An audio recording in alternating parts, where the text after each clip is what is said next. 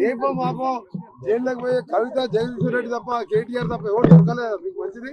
రెండవ రోజే 30 లక్షల మంది ఉచితంగా మహిళలు అక్కా చెల్లెలు నవ్వుకుంటూ ఇవాళ పెళ్లిళ్ళకి పోతున్నారు, బిడ్డ ఇంటికి పోతున్నారు, దేవస్థానానికి పోతున్నారు. సంక్రాంతి పండుగ ప్రతి ఇంటికి పోయి వచ్చిండ్రు.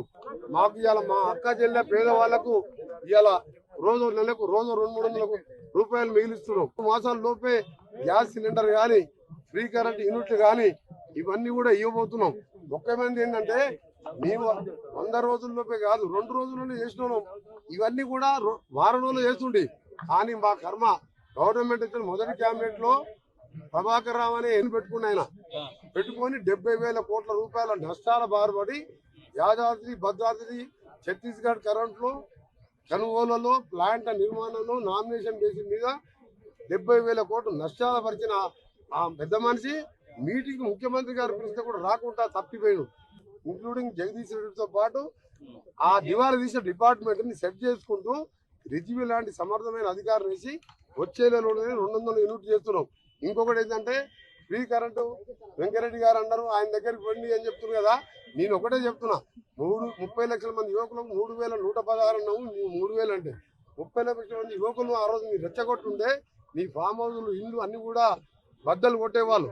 ఇవాళ మాకు 100 రోజులు టైం అడిగాం. 100 రోజుల్లోపే అన్నవారిని మీరు చెప్పుతో కొట్టండి. అంత ధైర్యం లేకపోతే బుద్ధిగా ప్రశ్నించండి.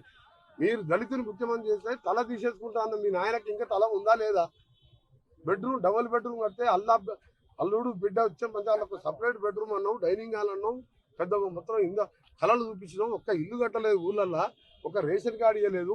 ఏ ముఖం పెట్టుకొని కాంగ్రెస్ ప్రశ్నిస్తున్నావు?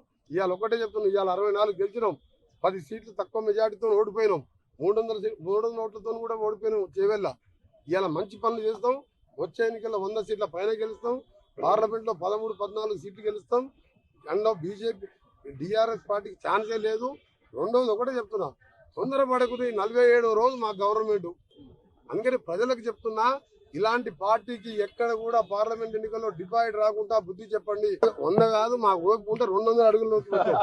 అలాంటి ప్రాజెక్టు కంటే కాంగ్రెస్ పార్టీని విమర్శించడానికి వాళ్ళ దగ్గర మాటలు లేక నా డౌట్ ఏంటంటే కేటీఆర్, కేసీఆర్, హరీష్, సంతోష్, సరే పెద్ద మనిషి అంటే కాలిరి హాస్పిటల్ ఇంట్లో వండుకున్నాడు.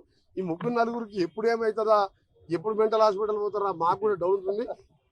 64 సీట్లతో ఒక్కొక్క సీటు 70,000 మెజార్టీతో గెలిస్తే మీరు దోచుకున్న డబ్బుతో కొన్ని సీట్లు గెలిచాను. మాకు సమయం లేక టికెట్లు ఆలస్యమై మేము 80 అనుకుంటే తక్కువ వచ్చినాయి. ఎమ్మెల్యేలని, ఎంపీలని, సర్పంచ్లు కొనే అలవాటు ఉన్నాయి. ఈ దరిద్ర పార్టీ నాయకులు 6 నెలలు ఉంటుంది, 3 నెలలు ఉంటుంది, సంవత్సరం ఉంటుంది అంటే ప్రజలు నవ్వుకుంటున్నారు. అందుకు నేను చెప్పిన మేమే ఆ పద్ధతిలో పోవాలంటే ఇప్పటికే ఆ పార్టీలా కేటీఆర్, హరీష్ తప్ప ఎవరు ఉండకపోతుంది అని మేము చేయం.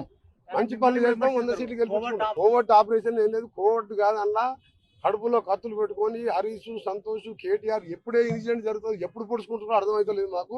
రేవంత్ రెడ్డి గారి నాయకత్వంలో ఒక టీం లీడర్ గా టీం మెంబర్తో కష్టపడి పనిచేస్తున్నాం.